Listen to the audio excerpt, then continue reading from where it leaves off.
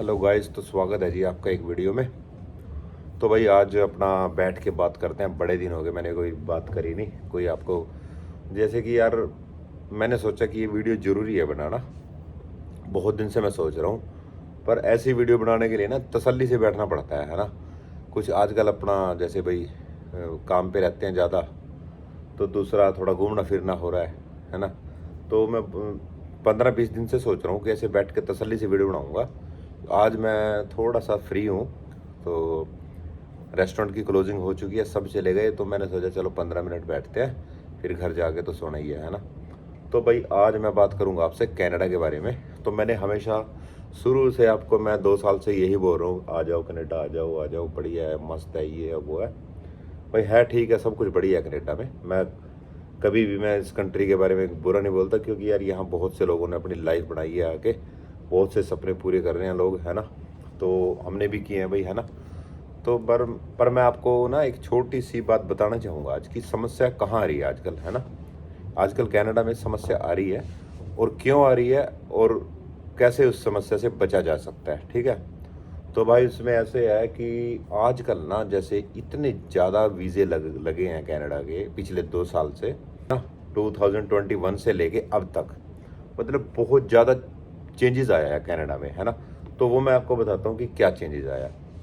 तो उसमें भाई ऐसे है कि जो लोग कनाडा रहते हैं इस टाइम, है ना, तो यहाँ पे ना इतना ज़्यादा स्टूडेंट पिछले 2 साल में आ गया ना कनाडा में, इतना ज़्यादा इमिग्रेंट यहाँ पे आया। चाहे आप स्टूडेंट लगा लो, चाहे विजिटर पे लगाओ, या कोई वर्क परमिट पे लगाओ, या परमानेंट जो पॉइंट बेस पे लगाओ, या रेफ्यूजीज लगाओ, है ना।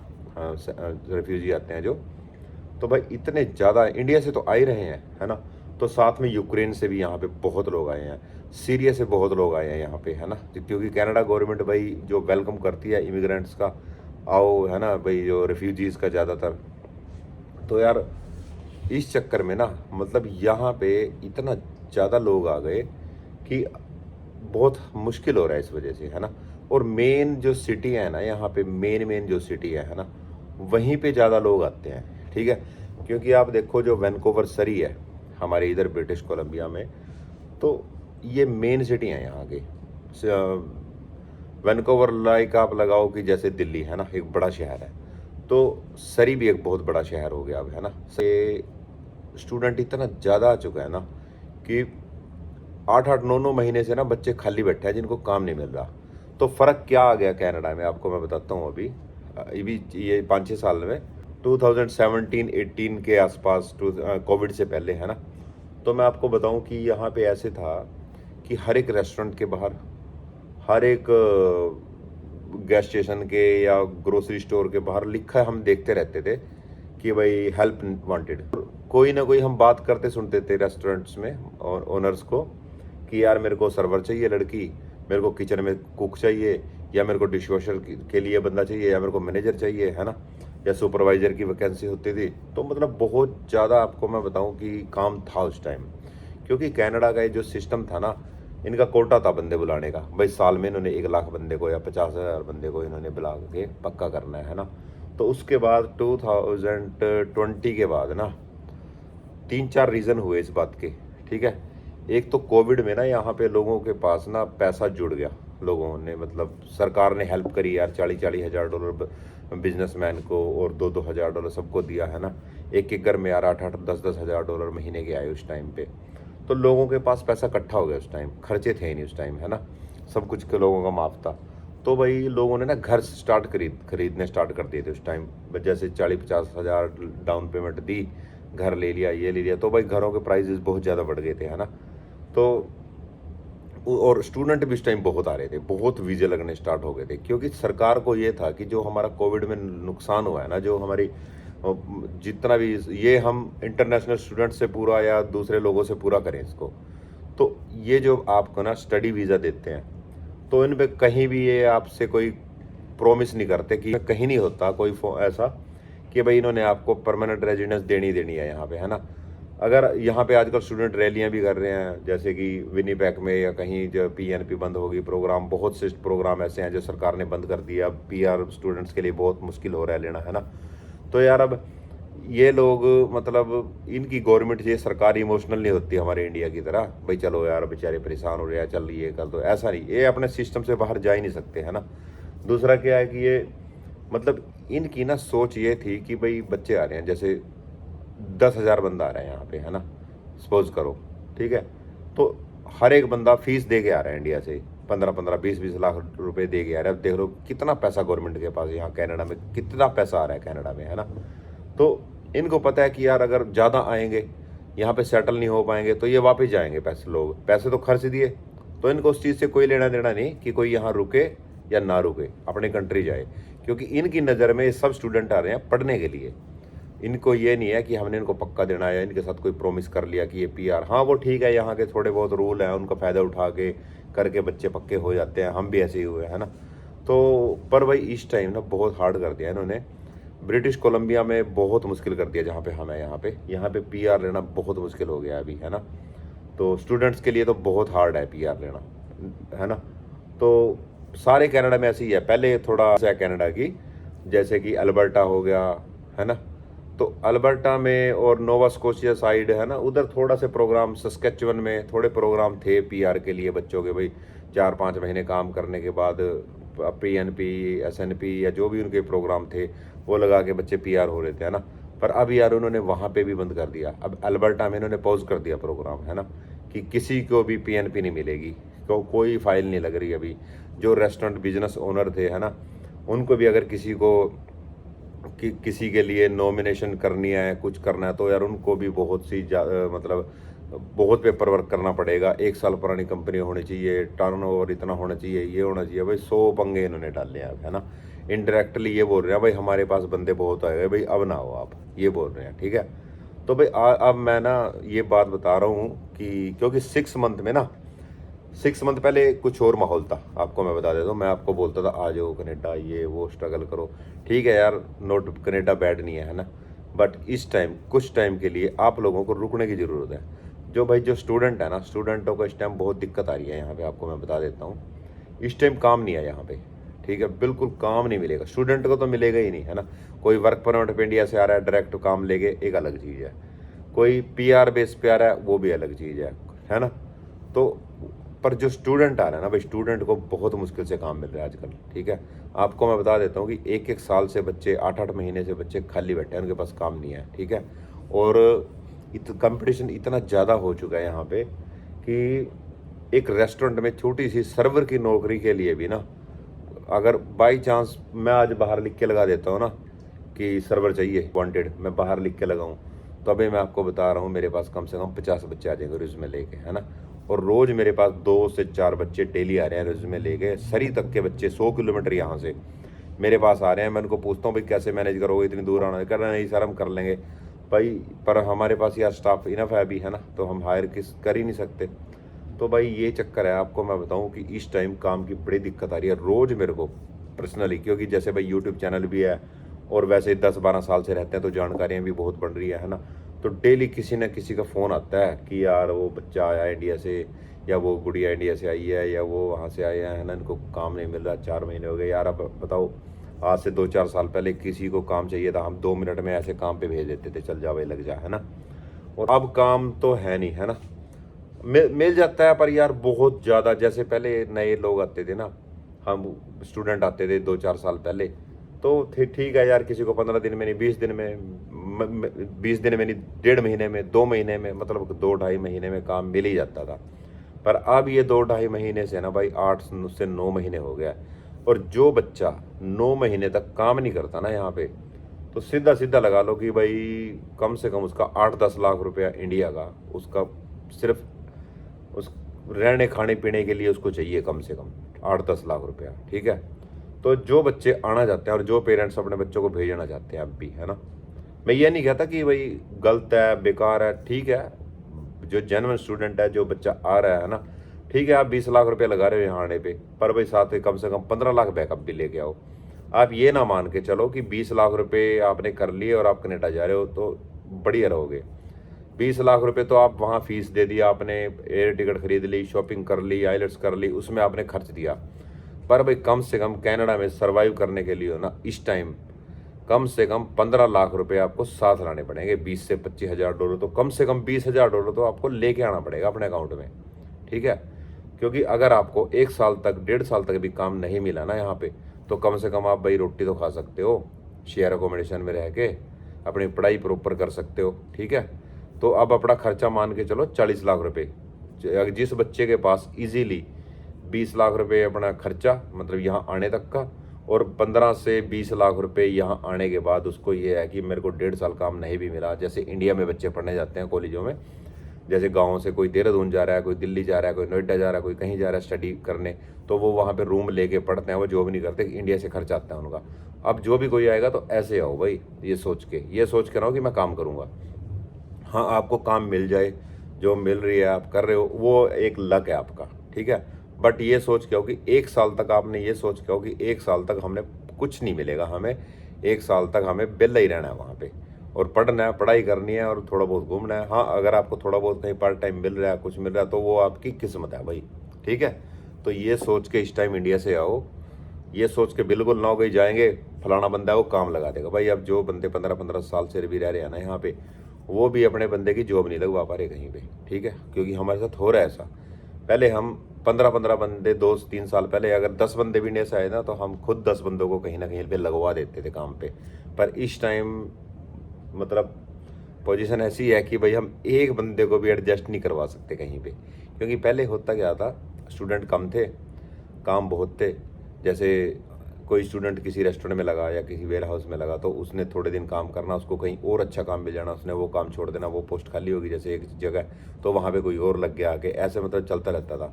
पर अभी 6 महीने से ना ये हो रहा है कि जो बच्चा जैसा मर्जी काम है ना, एक बार उसको नौकरी मिल गई तो वो उसको नहीं छोड़ रहा, क्योंकि उसको आगे मिलनी नहीं, वो उसने छोड़नी नहीं, तो नए बंदों का नंबर आना नहीं कहीं पे भी, ठीक है। तो चिपके हुए हैं सभी बुरी तरह से नौकरी के ऊपर, ठीक है। दूसरा कि इन्होंने 40 आवर्स का रखा है स्टूडेंट का पिछले 1 साल से 2 साल से।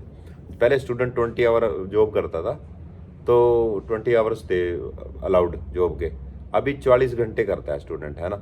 तो उससे भी बहुत फर्क पड़ रहा है कि पहले वो घंटे डिवाइड होते थे स्टूडेंट्स में, भाई 20 घंटे एक ने कर लिए, उसी जॉब को 20 घंटे कोई और स्टूडेंट कर रहा है। अब एक स्टूडेंट को अगर 40 मिल रहे हैं, तो एक का तो काम कम हो गया ना, तो ये भी फर्क पड़ रहा है। तीसरा क्या है कि अभी पीछे सर्दियां गई हैं, है ना, कनाडा में, तो सर्दियों में वैसे भी यहाँ काम थोड़ा कम हो जाता है। जहाँ जैसे 6 बंदों का काम है, वहाँ 4 का काम रह जाता है ना। तो ये भी एक रीज़न था। हाँ, आगे हो सकता है कि समर में अब आगे आगे कुछ बेटर हो, है ना, बच्चों को काम मिलना स्टार्ट हो जाएगा। पर यार जितने बच्चे आ चुके हैं, तो इतने को तो काम नहीं मिल पाएगा ना, क्योंकि अभी कम से कम 1 लाख बच्चा सरी में रह रहा है, ठीक है। तो आप ये देखो कि मैंने देखी थी एक वीडियो, एक रेस्टोरेंट के बाहर हायरिंग थी भाई, कम से कम 100 बच्चे पहुंचे हुए थे वहाँ पे, और 2 या 3 बच्चे उन्होंने रखने थे। अब बताओ उनके पास कितना ऑप्शन है। वो तो यार जो $20 का काम है, वो 10 में करने के लिए बच्चे तैयार हैं, है ना। तो अब ये चल रहा है भाई काम यहाँ पे। तो इसलिए भाई कोई भी पेरेंट्स या कोई बच्चा आना चाहता है ना कनाडा, थोड़ा सोच समझ के, या तो आपके पास इतना बैकअप है, इतना आपकी फाइनेंशियल पोजीशन आपकी बहुत अच्छी होनी चाहिए इंडिया में, कि कल को आपको यहाँ काम ना मिले तो आप 5-10 लाख रुपए इंडिया से ऐसे मंगा लो, ठीक है। तो भाई जो बच्चा जिसका है इंडिया में 40-50 लाख का सिस्टम है, ठीक है, यहाँ आने के बाद, तो वो तो आ जाए, कोई दिक्कत नहीं, चलो ठीक है, वो अपना ओपन परमिट लेता है, PR लेता है, वो सेटलमेंट हो जाएगा, है ना। पर जो बच्चा ये सोच रहा है ना भाई, चलो ये औखी सौखी कर्जा कुर्जा पकड़ के इधर उधर से करके एक बारी कनाडा आ गया, उसके बाद यहीं से मंगा के उसने पीछे कर्जा भी उतारना है, यहीं से अपनी अगली फीस भी यहीं से कमा के भरनी है, अपना सारा काम उसने खुद करना है, तो भाई वो बच्चा भी ना आए, है ना। क्योंकि यहाँ पे उसको ना बहुत दिक्कतें आ जाएंगी उस बच्चे को, ठीक है। और जो बच्चे भाई जिनकी ऑनलाइन पढ़ाई चल रही है, बाई चांस यहाँ रह रहे हैं और उनको काम नहीं मिल रहा 4-4, 5-5 महीने से, और जिनको लगता है कि आगे 4-5 महीने और उनकी ऑनलाइन पढ़ाई चल सकती है, तो भाई वो अपने इंडिया चले जाओ, कम से कम आपका रेंट वगैरह बचेगा, थोड़ा खर्चा बचेगा, इंडिया आराम से अपने घर से पढ़ाई कर सकते हो अपनी, ठीक है। तो भाई बहुत हार्ड हो रहा है इस टाइम बच्चों के लिए। डेली किसी न किसी के फ़ोन आते हैं, डेली 7-8 रिज्यूमे मेरे पास आ जाते हैं बच्चों के, जो मतलब वॉक इन लोग बच्चे आगे जो पूछने के लिए आते हैं, ठीक है। तो प्लीज़ भाई थोड़ा सा अभी स्टॉप लगाने की ज़रूरत है, कम से कम 1 साल। 1 साल के बाद कुछ हालात बेहतर होंगे तो आप लोग आओ। 1 साल तक ऐसा है कि भाई थोड़ा हाँ आजकल थोड़ी सी ना यहाँ पे रेंट की भी प्रॉब्लम पड़ रही है कि जैसे इतने बच्चे आ गए तो रेंट पे उनको घर मिलने में बड़ी दिक्कत आती है, बेसमेंट नहीं मिलती जल्दी सी। लोगों ने जो बेसमेंट के रेंट है वो 1200-1400 लेके 2200 2500 तक कर दिए हैं, है ना। क्योंकि सप्लाई कम है, डिमांड ज़्यादा है, ठीक है। तो भाई सप्लाई और डिमांड का तो फिर आपको पता ही है, तो सब मैसअप हुआ पड़ा है यहाँ पे, है ना। क्योंकि भाई जो जो रेंट पे देने वाले लोग हैं वो भी हमारे जैसे ही हैं, मेरे आप जैसे, है ना। अपने इंडियंस ज़्यादातर सरी में इंडियंस ही हैं। तो भाई वो क्या करते हैं, उनको पता है कि भाई अगले की मजबूरी है। जो बेसमेंट उनकी 1500-1700 वाली है वो सीधी वो 2500-2600 में देते हैं बच्चों को। बच्चे भी 4-5 मिल के रह लेते हैं, पर है तो गलती है सिस्टम, है ना। तो यार सब कुछ ही मतलब ऐसा गड़बड़ा रहा है काम, है ना। तो यार ये वैसे भी ना पॉपुलेशन पूरे वर्ल्ड वाइड में बढ़ ही रही है ये, ठीक है ना। आपको मैं बताता हूँ यार, अपने जब मैं पहले हम 2005-4-5 में हम इंडिया से निकले थे, तो भाई जब मैं ट्रैवल करता था ना इंडिया से बाहर, है ना, जैसे जिस भी कंट्री हम, इतने चक्कर हमारे लगे ही हैं, कभी कनाडा से, कभी ऑस्ट्रेलिया से, कभी साइप्रस से, है ना। तो भाई मैं ना आपको बताऊं कि जब हम जिस भी एयरलाइन में हम उस टाइम जाते थे ना, तो कभी भी ना एरोप्लेन जो होते हैं, जैसे 300 लोग बैठ सकते हैं या 150 लोग एयरबस में, मेरे ख्याल से 100-150 लोग एयरबस में बैठते हैं, और एयरक्राफ्ट बड़ा जो होता है उसमें 300-250 से 300 सीटें होती हैं, है ना।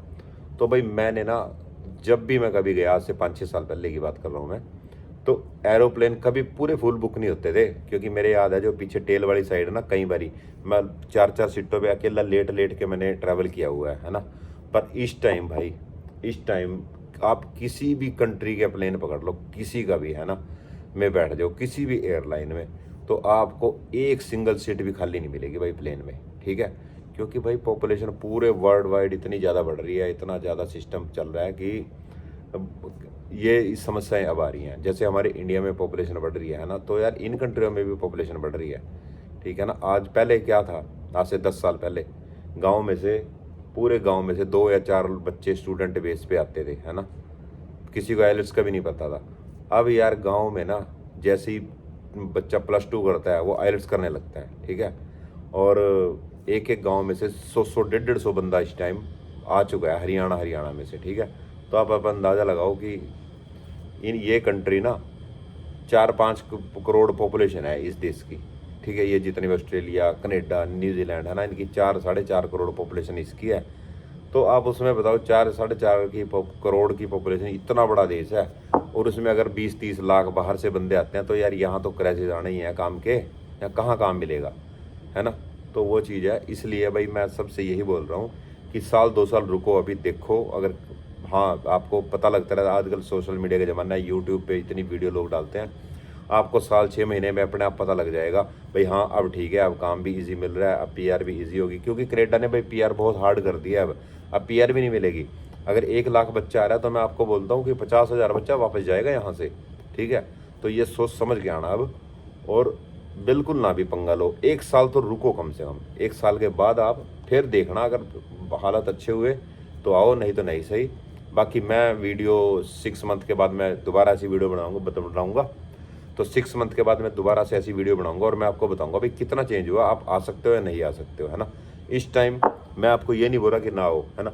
मैं बोल रहा हूँ कि अगर आपने आना है तो आपके पास कम से कम 20 लाख तो कनाडा आने के लिए जो आपके फीस लगती है, जो एयर टिकट लगती है, शॉपिंग वगैरह, जो आपका 20-22 लाख खर्च आता है, वो प्लस 20 लाख आपके पास पीछे इंडिया में एक्स्ट्रा अपने मम्मी डैडी के पास होने चाहिए आपके पास, आपके लिए, कि कल को अगर आपको 6 मंथ तक, 8 मंथ तक या साल तक काम नहीं मिला ना, तो आप अपनी फीस भी भर सको इंडिया से, और अपना खर्चा, खाने पीने का, रहने का भी खर्चा कर पाओ। तो आप कनाडा आ जाओ, फिर कोई दिक्कत नहीं है। बहुत बढ़िया कंट्री है, साफ़ सफाई है, मक्खी मच्छर नहीं है, पोल्यूशन नहीं है, बहुत अच्छी एयर क्वालिटी है, सारा कुछ एक नंबर है ना। पर अगर जॉब नहीं है ना, तो भाई सारा कुछ बेकार है। अगर जॉब नहीं है आपके पास, और आपके पास सर्वाइव नहीं हो रहा है यहाँ पे, तो ये फिर कुछ भी नहीं है यहाँ, है ना। अगर आपके पास एक छोटी सी जॉब है जिससे आपका खर्चा पानी चल रहा है, और आपकी पढ़ाई चल रही है, और आप यहाँ आ गए, तो मैं कहूँ फिर स्वर्ग है ये कंट्री कनाडा। अगर आपके पास जॉब नहीं है तो भाई फिर ये नरक से कम ये है नहीं। क्योंकि यहाँ तो देखो आपके खर्चे डॉलर्स में होने हैं, है ना। तो इंडिया से भी कितना मंगा लोगे। तो ये छोटी सी बात, ये ध्यान रखना भाई, जिस बंदे के पास इंडिया से पीछे से फीस भरने का जुगाड़ है, खर्चा कर सकता है 10-20 लाख रुपए इंडिया से, वो तो कोई टेंशन नहीं। पर जो बच्चा भाई यहाँ आके पीछे इंडिया पैसे भेजने हैं या अपने फीस का आगे जुगाड़ करना है, अपना दिक्कत, उसको प्रॉब्लम आने वाली है। ठीक है, तो ठीक है गाइज, मिलते हैं आपको नेक्स्ट किसी वीडियो में। और बस मैंने आज आपसे यही बात करनी थी। ठीक है, ओके, थैंक यू। और भाई घर जा रहा हूँ, अब सोऊंगा। Okay, good night, thank you and keep watching travelling Canadian देसी।